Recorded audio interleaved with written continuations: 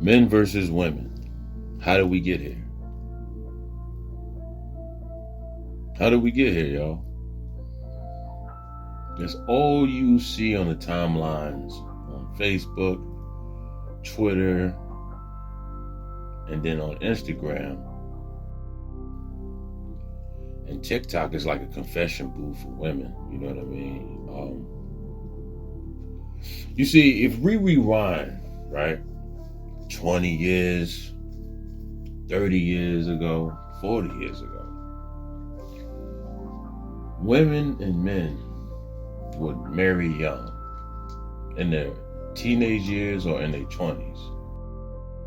Back in them days, when it comes to our parents' generation, for us 80s babies out there, our parents wasn't looked at as kids. It was looked at as young adults. But because now we are our parents, we are in our parents' ages that they was 40, 30, 20 years ago, whatever. You get what I'm getting at. Not 20 years ago. 30 to 40 years ago. We look at the innocence of, especially if you have kids that's in their 20s, you look at them in their age bracket and you look at them like, wow. You see how precious they are, right? You see how innocent they are, how life hasn't really ruined a lot of them. So then you tend to look at them as if it's you all over again. And then you see the rest of society like that because they're the ones coming after you. But they're young adults. They're not kids. You know what I'm saying? They're young adults. Now in your teenage years, yes, you're still a kid. You don't really fully develop mentally until you reach 25, I believe. Yeah, once you reach 25, you have a full understanding on certain choices and decisions, right? Now, when you reach 30, that's when you start to really have epiphanies out the wazoo. But one big epiphany is the long haul. Like, you look at your past history of what you've been doing for 10 to 15, 20 years, whatever. Like, you look at all them years since you was a child or a young teenager or a young adult, from when you turned 20 to now you're in your 30s, and you think about all the mistakes and the decisions you've made. Now you're starting to feel worn down and like you just been through it all. You know what I'm saying? Like you're getting close to the end. And to me, man, it's crazy when I hear, and no disrespect, I know it's gonna trigger somebody, but it's just crazy when I hear women in their 40s say the words, my boyfriend. I just think that is so cringy, man. You're in your 40s, still dating, saying my boyfriend, when you should be saying my husband. We're living in some different times. In the Asian community, I believe it might be in China, if a woman hasn't found a husband once she reached 27, society disowns her. They just look at them as throwaways or leftovers. You don't believe me? Do your research. It's either China or Japan. I can't remember which one. And a lot of Asian women, see, the dating scene is not just crazy out here. It's crazy in China and in Japan. And now a lot of Asian women want to make babies with black men. Do your research. But in China, a lot of women that's in their 30s and 40s, they're going through it, man. I didn't know that this was going on. They are going through it like they're having mental breakdowns. It's crazy because they felt like they're realizing that they shouldn't have just chose a career. They should have focused on finding a husband. You know what I'm saying? But that's a whole nother topic. But anyway, if this triggers you, I mean no disrespect. I'm just explaining to you what's going on in the world. This is not a channel that hates women. We rock with women. We love y'all. We just don't love what's going on in the world and how women don't want men to be leaders in the households anymore, or just even in the relationship. So y'all say y'all don't want sassy men, zesty men, beta males, but that's what a lot of y'all gonna either end up with, or y'all ain't gonna have nobody. It's just gonna be you and your cats and your dogs and your girlfriends. And you're gonna be crying at 45 or 47 saying where all the good men have gone. You know what I mean? I feel used up. Why you feel used and abused? I never had children, or my kids moved out And all I am is just something to smash with all these men in the dating pool because they're mentally checked out.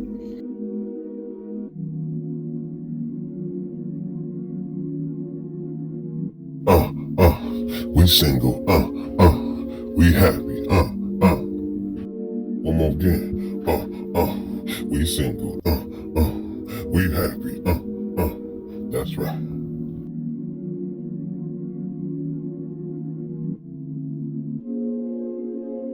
It's crazy, man. It's crazy times. It shouldn't be like this. It should be men and women come together, make a family, and they stay together forever.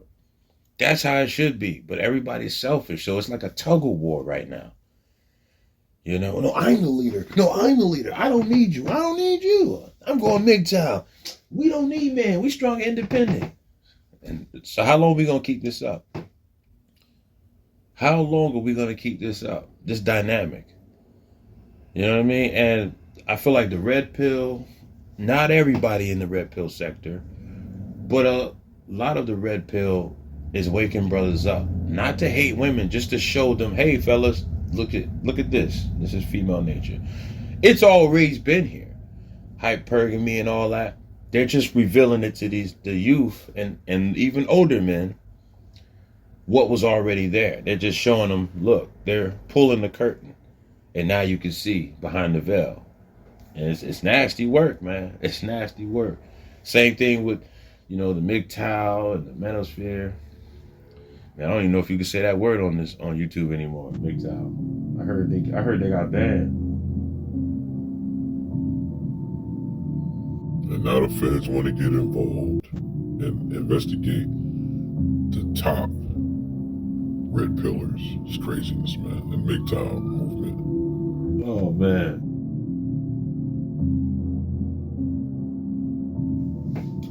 Yeah, man, it's crazy. All right, so I want to get to this Reddit. Hold on. Let me find it.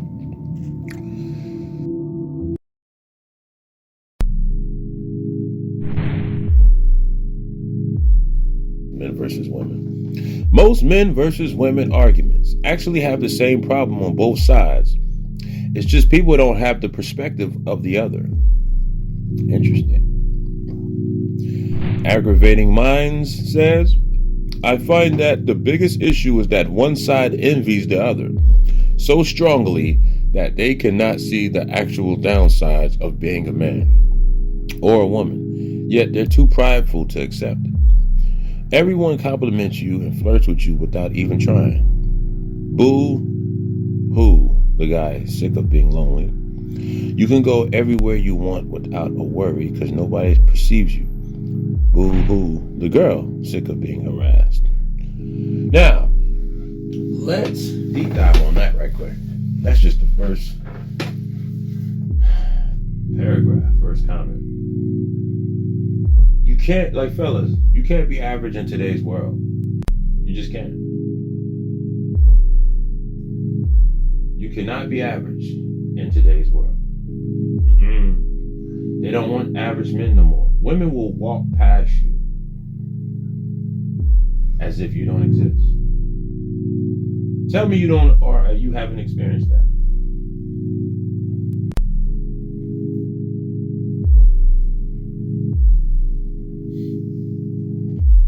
If you don't look like you take care of yourself, like as in you work out, you care about your dental. I'm going to the dentist next week, by the way. You care about your hygiene. Oh, I got colognes out the wazoo. I ain't even worried about that. Yeah, man. Like, you gotta look presentable. It's like an interview when you're in the dating scene. On both genders, both sides. You gotta carry it like it's an interview. And don't be so to the point like you're desperately looking for it. In other words, don't be so needy and clingy. Just act cool, be smooth. You know what I mean? Be yourself, but not too much of yourself, because you can't reveal everything to her within the 90 days. She's gonna look at you like you're a psychopathic maniac. You have to drop little pebbles here and there as y'all get to know each other, or you're gonna run this woman away. She don't need to know that you live in a basement and you got roommates, you know what I mean, right away. She's gonna be like, oh yeah, I was interested, but now, nah, I'm good. A good movie to watch. Watch Coming to America. Look at how Eddie Murphy was moving in that movie. That's one movie I'm gonna give you. I'm gonna give y'all more movies later. Anyway, yes, this is a big one. Whoa, pause. Men and women often have such different perspectives that it's hard for one to imagine the other and take them seriously, even if they end up with very similar problems. I have a couple cherries. You have an entire bowl. I'm starving out here, and you have the nerve to say you're hungry. I have a bowl of cherries, of which most are rotten, and some of the remaining ones taste too bad to be considered food. Even when it doesn't look or taste awful, I still run the risk of poisoning myself with each one. And you dare I say have it better than you? This dude here. This is a great analogy. I don't know if I said that word. I used to always say that word. Now I can't remember if I said it right. I don't like it since it still implies women are just being picky and still have the option to just not eat the cherries. Good point. Someone on another thread made the better analogy. I have no water and I'm thirsty, says the man while the woman is drowning. Interesting. My main issue with that analogy is that the guy with a couple cherries still has many of them rotten. Either that or it requires believing women somehow are better people and by quite a significant margin. Exactly. The analogy is kind of, if you ask me. Okay, that's a woman saying that. Or there needs to be a very strong correlation between how rotten a cherry is and how often or loudly it approaches a person. Then the rotten cherries just end up in more bowls.